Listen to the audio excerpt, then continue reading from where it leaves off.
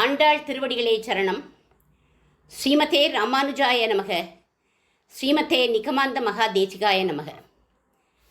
அனைவருக்கும் அடியேனுடைய பணிவான நமஸ்காரம். பாவையின் பார்வையில் இன்றைக்கு 12வது பாசுர பெண்மணியை நற்செல்வன் தங்காய்ன்னு அழைக்கிறா நம்ம ஆண்டாள். உனக்கு பிடிச்ச மனத்துக்கு இனியான நம்ம பாடலாம், எழுந்து வா பெண்ணே அப்படின்னு அழைச்சா நாமும் பாசுரத்தை பாடி அவளை எழுப்பலாமா? கனைத்திளம் கற்றெருமை கன்றுக்கு இறங்கி நினைத்து முலைவழியே நின்று பால் சோர நனைத்தில்லம் சேராக்கும் நற்செல்வன் தங்காய் பனித்தலை வீழ நின் வாசல் கடைப்பற்றி சினத்தினால் தென்னிலங்கை கோமானை செற்ற மனத்துக்கு இனியானை பாடவும் நீ வாய்திரவாய். இனித்தான் எழுந்திராய் ஈதென்ன பேருறக்கம் அனைத்தில்லத்தாரும் அறிந்து ஏலோரெம்பாவாய். இந்த பாசுரத்தில் எம்பெருமானின் திருநாமம் மனத்துக்கு இனியான். யார் மனத்துக்கு இனியான்? பிரபு ராமர் தான் மனத்துக்கு இனியான். அப்போது கிருஷ்ணன் இல்லையா அப்படின்னு கேட்டால், கிருஷ்ணன் கிட்ட எல்லாமே அழகு. அதரம் மதுரம், வதனம் மதுரம், நயனம் மதுரம், ஹசிதம் மதுரம், ஹிருதயம் மதுரம், கமனம் மதுரம், மதுராதிபதேர் அகிலம் மதுரம் அப்படின்னு 10 இந்திரியங்களாலும் அவனோட மாதுரியத்தை நம்மளால் உணர முடியும். ஆனால் ராமன் ரொம்ப ஸ்மார்ட்டு. இந்திரியங்களோட கேப்டன் எது தெரியுமா? மனசு. அந்த மனசை ராமன் கவர்ந்துடுவான். அதனால ராமன் மனத்துக்கு இனியான். ராமோ துர்நாபி பாஷத்தே அப்படின்னு ஒரு சொல் தான் ராமனுக்கு. ஒரு சொல்லுக்கு மேலே அடுத்த சொல் சொல்ல மாட்டார். சத்தியசந்தனவர், சொன்ன சொல்ல காப்பாற்றும் தர்மவானவர். ஆனால் கிருஷ்ணன் ஏலா பொய்கள் உரைப்பவன், பெண்ணின் வருத்தம் அறியாதவன் அவன். பெண்களை டீஸ் பண்ணுறதே அவனோட வேலை. கிருஷ்ணனுக்கு 16,108 பத்தினிமார்கள். ஆனால் ராமனுக்கோ ஒரே ஒரு மனைவி, ஒரு சொல், ஒரு இல், ஒரு வில். இதுதான் ராமன்னு சொன்னாலே இதைத்தான் சொல்லுவா எல்லாருமே. ஒரு சமயம் ராமர் தண்டகாரண்யத்துக்குள்ள நுழையிறார். தபஸ் பண்ணின்னு இருந்த ரிஷிகள்லாம் ராமருடைய அழகில் அப்படியே மயங்கி போயிட்டான். நாங்கள்லாம் பெண்களாக மாறிடுறோம் ராமா, எங்களை நீ ஏற்றுக்கணும் அப்படின்னா. இந்த அவதாரத்தில் இல்லை, சீத்தை ஒருவள் தான் எனக்கு மனைவி, கோகுலத்தில் ஸ்பெஷலான அவதாரம் பண்ண போகிறேன், அப்போது நீங்கள்லாம் கோபிகைகளாக வாங்கோ, அப்போ நான் உங்களை ஏற்றுக்கிறேன் அப்படின்னு சொன்னான் ராமன். இப்படி எல்லா குணத்திலையும் ராமன் தான் பெஸ்ட்டு. அதனால அவனை மனத்துக்கு இனியான் அப்படின்னு அழைக்கிறா ஆண்டாள். அவன் யார் யாருக்கெல்லாம் மனத்துக்கு இனியவன், யார் யாருன்னு பார்க்கலாம். தசரதருக்கு காட்டுக்கு போயிட்டான் அப்படின்ன உடனே தன்னோட உயிரையே விட்டுட்டார் தசரதர். அதனால தசரதருக்கு மனத்துக்கு இனியான். கைகேயிக்கு மனத்துக்கு இனியான். ஏன்? பாசம் மிக்கவள். அவளுடைய பக்தியை புரிஞ்சுண்டவர் யார்? ராமன் கைகேயி மேலே வச்சிருக்கிற பக்தியை புரிஞ்சுண்டவன் அவன்.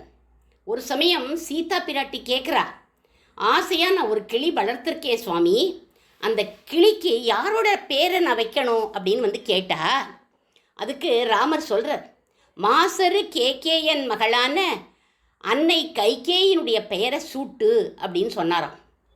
அப்போது கைகேயிக்கு மனத்துக்கு இனியவன். க்ஷண நேரம் கூட பிரியாத லக்ஷ்மணனுக்கு மனத்துக்கு இனியவன். ஏன்? சின்ன குழந்தை லக்ஷ்மணன் அப்போ தான் பிறந்திருக்கு. அப்போது என்னாச்சு அப்படின்னா அழுதுண்டே இருந்துதான். அதை தனியாக ஒரு தொட்டிலில் போட்டுட்டாலாம், அழுதுண்டே இருந்துதான். அப்புறம் வசிஷ்டர் பார்த்தார், குழந்தைய ராமனுடைய தொட்டிலில் போடுங்கோ அப்படின்னார். குழந்தைய கொண்டு போய் ராமனோட தொட்டிலில் போட்டால் அழுக நின்று போயிடுத்து. அப்போலேருந்து பிறந்த அண்ணிலேருந்து லக்ஷ்மணருக்கு ராமர் மனத்துக்கு இனியவர். பரதனுக்கோ தந்தையினும் மேம்பட்டவன். ராமரோட பாதுகையை சிறமேற்கொண்டு சிம்மாசனத்தில் அமர்த்தி பாதுகா ராஜ்யத்தை ஸ்தாபித்து தவவாழ்வு மேற்கொண்ட மனத்துக்கு இனியவன் பரதன். அயோத்தி மக்களோ உண்ணும் சோறு பருகும் நீர் தின்னும் வெற்றிலைன்னு எல்லாமே ராமன்னு சொல்லக்கூடிய மனத்துக்கு இனியவன். ஏழை ஏதலன் கீழ்மகன் என்னாது இறங்கி வேடுவ குகனோட நட்பு கொண்ட மனத்துக்கு இனியவன். உன் பகைவர் என் பகைவர்னு சொல்லி சுக்ரீவன்கிற வானரத்தோட நட்பு கொண்ட மனத்துக்கு இனியவன். பாலி அடிபட்டு விழுந்துட்டு சொல்கிறான், ஓவியத்தில் எழுத ஒண்ணா உருவத்தாய் அப்படின்னு ராமனுடைய வடிவழிகளை மயங்கி மனத்துக்கு இனியவன்.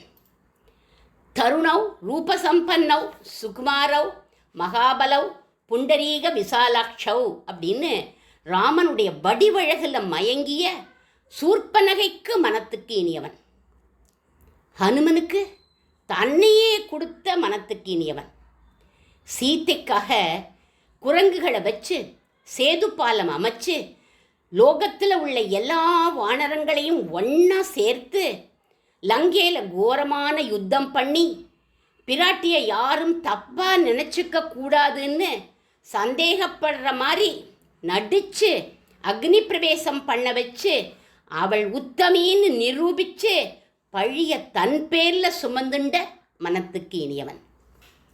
விபீஷணனுக்கு அடைக்கலம் கொடுத்து லங்காராஜ்ய பட்டாபிஷேகம் பண்ணி வச்ச மனத்துக்கு இனியவன். வால்மீகியோட தபஸுக்காக கர்ப்பிணியான சீதா மாதாவை கொண்டு போய் அவருடைய ஆசிரமத்தில் விட்டு தன் குழந்தைகளுக்கு லவன் குச்சன்னு பேர் வச்சு அவர்களை வளர்க்குற பொறுப்பை வால்மீகிக்கே கொடுத்த மனத்துக்கு இனியவன். கம்பராமாயணத்தை ஸ்ரீரங்கத்தில் அரங்கேற்றி கொடுத்த புலவர் கம்பருக்கு மனத்துக்கு இனியவன். துளசிதாசருங்கிற மகான் ராமர்கிட்ட திருடபக்தி உள்ளவர். வேற எந்த தெய்வத்தையும் திரும்பி கூட பார்க்க மாட்டார் அந்த துளசிதாசர். ஒரு சமயம் துளசிதாசர் பிருந்தாவனத்தில் உட்காந்து, பிருந்தாவனம் போயிருந்தார் யாத்திரை, அங்கே உட்காந்து ஜெய் ஸ்ரீராம் ஜெய் ஸ்ரீராம் ஜெய் ஸ்ரீராம்னு கத்தி சொல்லின்னு இருந்தார். அங்கே போகிறவா வரவெல்லாம் இவரை வித்தியாசமாக பார்த்தா. பார்த்துட்டு சும்மா போகலாம் மொழியோ, அவள் ராதே ராதே ராதே ராதே ராதே ராதேன்னு சொல்லிட்டு போனான். யமுனுக்கரையில் உட்காந்து ராமாயணம் படிச்சுட்டு இருக்கார். அங்கே போயும் வேறு எந்த இதையும் பார்க்க மாட்டார். திடீர்னு படிச்சுட்டே இருக்கிற போது குழல் ஓசை காதில் கேட்குறது. காதுக்கு ரொம்ப இனிமையாக இருக்குது. அப்படியே மயங்கி போயிட்டார். உடனே சுதாரிச்சுட்டு ராம் ராம் ராம் ராம் ராம் ராம்னு சொல்லிக்கிறார். ஏன்னா குழல் ஓசை கண்ணனோடதுன்னு தெரியும். ஆனாலும் உடனே அந்த ஓசை ரொம்ப நன்னா இருக்குது, இனிமையாக இருக்குது. ஆனாலும் மயங்கிடக்கூடாதுன்னு ராம் ராம் ராம் ராம் ராம் ராம்னு சொல்லிக்கிறார். மெல்ல சொல்லிட்டு ராமாயணம் படிக்கிறார். மெல்ல தலையை அப்படி தூக்கி பார்க்குறார். தம் விலோக்கிய கனஷியாமம் கோவிந்தம் முரளீதரம் துஷ்டாவதுளசீதாசக பிரார்த்தனா பூர்வகம் ததா. இவருக்கு நேர ஒரு மரம். அங்கே ஒரு காலை ஊனிண்டு மற்றொரு காலை மாற்றி வச்சுண்டு வேணுகானம் பண்ணிண்டு கோபாலன் இவரை திருட்டு பார்வை பார்க்குறான். இவனை பார்க்கறதா பார்க்காம ராமாயணம் படிக்கிறதா ஒன்றுமே இவருக்கு புரியலை. நீர் என்ன பார்க்கிறீரோ இல்லையோ, உம்மை நான் பார்த்துட்டு போகிறேன் அப்படிங்கிறான் கண்ணன். ஏன்னா நீர் என்னுடைய ஊரில் வந்து ராமாயணம் படிக்கிறீரே அப்படிங்கிறான் அந்த கண்ணன். அப்படின்னு நினச்சிக்கிறான். பக்தன் எப்போவுமே ராங்கியாக தான் இருப்பான். அந்த ராங்கி தான் அவனுக்கு அழகு. ஆனால் பகவான் எளிமையானவன், சௌலபியன், சுலபன். துளசிதாசர் தலையை குனிஞ்சுண்டு பார்க்காம, கஷ்டப்பட்டு கண்ணனை பார்க்காம ராமாயண புஸ்தகத்தை திறந்து வச்சுட்டு அதை கெட்டியாக பிடிச்சிண்டு அப்படி பயப்படுறார். கெட்டியாக அது கையில் பிடிச்சிண்டு ராமாயணம் படிக்கிறார். கந்தர்பராஜ பிரதிமன் லோகே விஜ்ஞாத பௌருஷம் தீர்க்கபாகும் மகாசத்வம் மத்த மாதங்க காமினம் சந்திரா காந்தா அப்படின்னு அப்படியே பார்க்குறார் மெதுவாக. கிருஷ்ணனை பார்க்குறார், மறுபடியும் குனிஞ்சுக்கிறார், மறுபடியும் ராமாயணம் படிக்கிறார். மறுபடியும் ராமாயணத்தை பார்த்தார். இப்படி பண்ணிகிட்டே இருந்தார். ராமாயண புஸ்தகத்தை மூடி வச்சுட்டார். அழ ஆரம்பிச்சுட்டார். கண்ணீர் விட்டுட்டே கண்ணனை பார்த்து சொல்கிறார், பால்யாம் பிரவிற்த்தி சம்பிருத்தம் அனன்ய விரத உத்தமம் துவாம் திருஷ்ட்வா சுந்தராகாரம் கஸ்ய ஜேன்மத்விதோ ஜனக. சொல்கிறார், கிருஷ்ணா, பால்யத்திலிருந்தே ராமபக்தியில் நான் ஊறி இருக்கேன்ப்பா. என் ஹிருதயத்திலேருந்து ராமனை நகர்த்தவே முடியாது. இப்படி நீ வந்து பம்பு பண்ணாத கிருஷ்ணா அப்படிங்கிறார். எதிரில் வந்து நீ நின்னா உன் அழகை பார்க்கணும் போல எனக்கு இருக்குப்பா. என் ஹிருதயத்தில் உள்ள ராமனை பார்த்தா எனக்கு பரிதாபமாக இருக்குது. என்னுடைய பதி யார் தெரியுமா? என்னுடைய ராமன் தான். பதிவிரதா தர்மம்னு ஒன்று உண்டே, அதை நீ வந்து நாசம் பண்ணிடாதடா கிருஷ்ணா அப்படின்னு கெஞ்சறர். கிருஷ்ணன் சொல்கிறான், ரொம்ப நன்னா இருக்கே, நீ இருக்கிற இடத்துக்கா நான் வந்தேன்? அயோத்திக்கு வந்தேனா இல்லை சித்திரக்கூடத்துக்கு வந்தேனா? என்ன இவர் அயோத்தியில் இருந்தார், சித்திரக்கூடத்தில் இருந்தார், அங்கேயா நான் வந்தேன் அப்படின்னு கேட்குறார். நான் வழக்கமாக சாயற மரம் இந்த மரம், புல்லாங்குழல் ஊதுற இடம் இந்த இடம், இது என்னுடைய காட்டு. நீ துளசி காட்டா பண்ண பார்க்குறியோ அப்படின்னு கேட்டான் கண்ணன். முரட்டு பக்தி உனக்கு இருக்குன்னா நீ அங்கேயேன்னா இருந்திருக்கணும். பிருந்தாவனத்தில் வந்து உட்காந்து ராமாயணம் படிக்கிறது என்ன சாமர்த்தியமா? ராம பக்தனுக்கு கிருஷ்ணக்ஷேத்திரத்தில் என்ன வேலை அப்படின்னு கேட்டான் கண்ணன். அடிக்கடி நீ தலையை வேற தூக்கி என்னை பார்க்குற, பார்த்ததோடு இல்லாமல் என்னோட நீ பேசுகிறதாவது ராமாயணத்தை பற்றி பேசலாம் இல்லையா? ராமாயணத்தை பற்றி பேசாமல் கிருஷ்ணா நீ அழகாக இருக்கடா, கடைசியில் எல்லாத்தையும் சொல்லிட்டு என்ன நீ குத்தம் சொல்கிறியே அப்படிங்கிறான் கிருஷ்ணன். துளசிதாசருக்கு அதை கேட்ட உடனே அழுக வந்துடுத்து. கண்ணீர் விட்டுண்டே சொல்கிறார், கிருஷ்ணா என்னோட ராம பக்தியை நீ காப்பாற்றி கொடுடா அப்படின்னு அவன் காலிலேயே விழுந்துட்டார். உடனே கிருஷ்ணன் சொல்கிறான், என் இஷ்டப்படி நீ இருக்க வேண்டாம், உம்மை இஷ்டப்படி நான் இருக்கேன் பார் அப்படின்னு நான் அடுத்த க்ஷணம் அபயம் தே மகாபக்த பஷ்யமாம் ரகுநந்தனம் வேணும் கோதண்ட ரூபேண பஷ்யமே கரவாமிஜே. புல்லாங்குழல் அப்படி தூக்கினா அது கோதண்டமாக மாறி போயிடுது. கிருஷ்ணனால் ராமனாகவும் இருக்க முடியும். கோதண்டபாணியாக நிற்கிறான் அவன். உடனே துளசிதாசர் அவனை பார்த்து முரளி அப்படின்னு அழைச்ச ஒரு ஸ்லோகம் பாடுறார். முரளி முகுடதுராயிகே நாத்த பஜே ரகுநாத துளசி ருச்சிலாகி தாசகி தனுஷபாணலி யோகாத. இது அவருடைய ஸ்லோகமே. துளசிதாசரோட ருச்சியை அனுசரித்து தனுஷோடையும் பானத்தோடையும் ரகுநாதனாக யதுநந்தன் ஆயிட்டான். திருடபக்தி உடையர். துளசிதாசருக்கு பிடிச்ச மனத்துக்கு இனியான் யார் அப்படின்னா ராமன். பனித்தலை வீழ உன்னுடைய வாசல்ல நின்னுண்டு உனக்கு பிடிச்ச மனத்துக்கு இனியானான ராமனை நாங்கள்லாம் பாடுறோம்மா, இறுதி உறக்கம் போல தூங்குறையே அப்படின்னார்கள் ஆண்டாளும் தோழிகளும். அதுக்குள்ள ஒரு தோழி சொன்னா, இறுதி உறக்கம் உறங்கினா கூட ராமனுடைய நாமம் எப்பேற்பட்டதுன்னா மிருத சஞ்சீவினி ஆச்சேடி, இவள் இன்னும் தூங்குறாளேடி, எழுந்து வரமாட்டேங்கிறாளே அப்படின்னா. மிருத சஞ்சீவினி இறந்து போனவாளையும் எழுப்பி விட்டுருமா. எங்க அப்படின்னா தில்லை சிற்றம்பலம், அங்கே சிதம்பரத்தில் 3000 பேர் சந்திச்சார்கள். அங்கே ஒரு குழந்தை நாகப்பாம்பு கடித்து இறந்து போயிடுது. கம்பர் இயற்றிய ராமாயணத்திலேருந்து நாகப்பாச படலத்திலேருந்து ஒரு பாட்டை எடுத்து பாடினார் கம்பர். அந்த பையன் உயிர் பிழைச்சி எழுந்துட்டான். இறந்தவர்களை கூட உயிர் பிழைக்க வைக்கும் ராமன் நாமம். அது மிருத சஞ்சீவினி. அந்த ராமனை நாங்கள் வந்து பாடின்னு இருக்கோம். பேருறக்கத்தை விட்டுட்டு எங்களோட நீ வந்து சேர் அப்படின்னு அழைக்கிறார்கள். அந்த நற்செல்வனின் தங்கையும் இவா கோஷ்டிக்கு வந்து சேர்ந்துட்டாளாம். இனி மனத்துக்கு இனியவர் யார் அப்படின்னா நம் சுவாமி வேதாந்த தேசிகர். அவரோட கீர்த்தியை நாம் இப்போ அனுபவிக்கலாம். மனத்துக்கு இனியவரான சுவாமியை நற்செல்வன் தங்காய் அப்படின்னு அழைப்பார்கள். ஏன்னா நற்செல்வம் அப்படின்னா சரணாகதி அப்படிங்கிற செல்வம். தங்காய் அப்படிங்கிற பதம் பிரியத்துக்கும் ஆசிக்கும் உரியவன் அப்படின்னு அர்த்தம். அதனால சரணாகதி அப்படிங்கிற நற்செல்வத்தை அழிச்ச மனத்துக்கு இனியான் யாரு? நம்முடைய சுவாமி வேதாந்த தேசிகர்.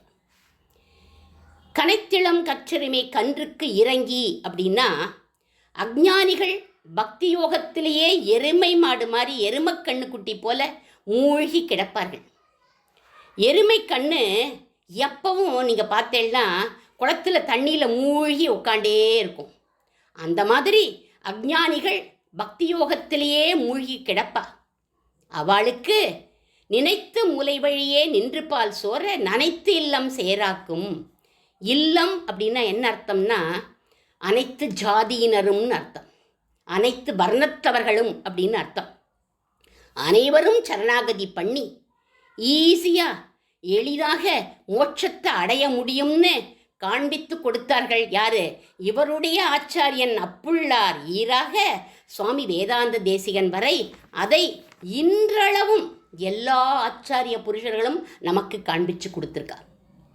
பனித்தலை வீழனின் வாசல் கடை பற்றி. பனி குளிர்ச்சியாக இருந்துட்டே எல்லா தாவரங்களையும் உலர்த்திடும். அது மாதிரி சிஷ்யர்களான நாங்கள்லாம் விஷய சுகங்களில் ஈடுபட்டு வருந்தி நின்றுருக்கோம், வருத்தப்பட்டு நின்றுருக்கோம். தேவரீரனுடைய ஸ்ரீ சுக்திகளும் தங்களோட உபதேசங்களும் தான் நல்கதிங்கிற வாசலை அடியோங்களுக்கு காட்டி கொடுக்கறது. அதை எப்பவும் நாங்கள் தியானிச்சுட்டே இருக்கணும் அப்படின்னு சொல்கிறார்கள் சிஷ்யர்கள். சினத்தினால் தென்னிலங்கை கோமானை செற்ற மனத்துக்கு இனியானை பாடவும் நீ வாய்த்திரவாய். தென் திசை அப்படிங்கிறது யமப்பட்டணம். அதை போய் அடியோங்கள் அடையாதபடி, யமப்பட்டணத்துக்கு போய் சேராதபடி மனத்துக்கு இனியவரான தாங்கள் பாடிய ரகுவீர கத்தியம் அது ஒன்னே போரும். அந்த ஒரு கிரந்தம் ரொம்ப அழகு. அந்த ரகுவீர கத்தியம் ஒன்னே போரும். அது தங்களுடைய சாதுரியத்துக்கு சாட்சி, தங்களுடைய சாமர்த்தியத்துக்கு அது சாட்சி. அந்த ரகுவீர கத்தியத்தில் பாலகாண்டத்தை அடியேன் இன்னைக்கு காலம்புற பக்த ஆஞ்சநேயர் கோவிலில் உபன்யாசம் பண்ணுற போது அங்கே வந்த ஒரு பக்த சிரோன்மணி டாக்டர் ராதா மாதவன் அவர்கள் நம்ம குரூப்லேயும் இருக்கா. டெய்லி என்னுடைய உபன்யாசத்தை காலம்புற கேட்க வந்துடுவா. அவள் பாடினா ரகுவீர கத்தியத்தில் பாலகாண்டம் மட்டும் பாட சொன்னேன், பாடினா. அதை நான் ரெக்கார்ட் பண்ணியிருக்கேன். அதை நீங்களும் கேட்டு ரசியுங்கோ. அந்த ரகுவீர கத்தியம் எப்பேற்பட்டது அப்படின்னு. ஜயத்யாசித சந்திராச துவாந்த வித்வம்சனோதயः பிரபாவான் சீதையா தேவ்யா பரமவ்யோம பாஸ்கரः. ஜய ஜய மகாவீரா மகாதீர தௌரேயா தேவாசுர சமர சமய சமுதித நிகில நிர்ஜர निर्धारित निरवधिक माहात्म्या दशवदन धमित दैवत परिषदप्यर्थित दाशरथि भावा दिनकर कुल कमल दिवाकरा दिविशद अधिपतिरण सहचरण चतुर दशरथ चरमरुण विमोचना कोसल सुता कुमार भाव कंचुकित कारणाकारा कौमार केळि गोपायित कौशिकाध्वरा ರಣಾಧ್ವರ ದುರ್ಯ ಭವ್ಯ ದಿವ್ಯಾಸ ಬೃಂದ ವಂದಿತಾ ಪ್ರಣತ ಜನ ವಿಮತ ವಿಮತನ ದುರ್ಲಲಿತ ದೋರ್ಲಲಿತ ತನುತರ ವಿಶಿಕ ವಿತಾಡನ ವಿಘಡಿತ ವಿಶರಾರು ತರ ಶರಾರು ತಾಟಕ ತಾಟಕೇಯ ಜಟಕಿರಣ ಶಕಲಧರ ಜಟಿಲ ನಟಪತಿ ಮಕುಟ ತೊಡ ನಡನ ಪತು ವಿಬುಧ ಶರೀರ್ ಅತಿ ಬಹುಲ ಮಧುಗಳನ ಲಲಿತ ಪದ ನಳಿನರಜ ಉಪಮೃದಿತ ನಿಜ ವೃಜಿನ ಜಗತು ಫಲ ತನು ರುಚಿರ ಪರಮ ಮುನಿವರ ಯುವತಿ ನುತ ಕುಶಿಕ